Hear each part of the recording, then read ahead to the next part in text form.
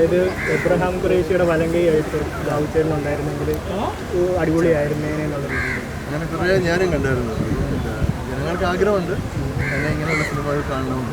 എനിക്കും ആഗ്രഹമുണ്ട് ഇങ്ങനെയുള്ള, പ്രത്യേകിച്ച് ഇങ്ങനെയുള്ള വലിയ വലിയ സിനിമകൾ, ആക്ഷൻ സിനിമകൾ ഇറങ്ങുമ്പോൾ ഇതിൻ്റെ ഭാഗമാകുകയാണെങ്കിൽ നമുക്കും അതിനകത്ത് പെർഫോം ചെയ്യാനുള്ള ഒരുപാട് സാധ്യതകളുണ്ട്. ഞാൻ ചെയ്ത പടങ്ങളൊക്കെ ചെറിയ ബഡ്ജറ്റ് സിനിമകളാണ്.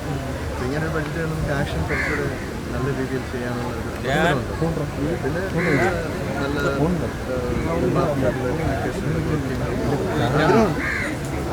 വിളിക്കുമെന്ന് വിചാരിക്കുന്നു. എമ്പുരാൻ 3 വിളിക്കുന്നത് ഞാൻ ആലോചിച്ച്, ഈ എമ്പുരാൻ അടുത്ത വില്ലനായിട്ടൊക്കെ നമ്മളെ കാസ്റ്റ് ചെയ്യുന്നത് നന്നായിരിക്കും. അവസാനമൊക്കെ കാണിക്കുന്ന സംഭവങ്ങളുണ്ട്. അതൊക്കെ നമ്മളിപ്പോൾ ഇമാജിൻ ചെയ്യും. മേക്കേഴ്സിൻ്റെ ഇൻട്രസ്റ്റ് ആണ്, അവർക്ക് ആരെയാണ് കാസ്റ്റ് ചെയ്യുന്നത്, അവർക്ക് സൂട്ടബിൾ ആയിട്ടുള്ള ആൾക്കാരെ. പഴശ്ശിരാജ ഇറങ്ങിയപ്പോഴും ഞാൻ പ്രതീക്ഷിച്ചായിരുന്നു ഇതിനകത്തൊരു ഭാഗം. ഞാനൊരു നായിക ഒരിക്കലും എന്നെ കണ്ടപ്പോൾ ചോദിച്ചു, ഞാൻ അറിയില്ലായിരുന്നു പുള്ളിക്കാരി നായികയായിരുന്നു. എന്നോട് ഇങ്ങനെ പെട്ടെന്ന് എന്നോട് ചോദിച്ചു,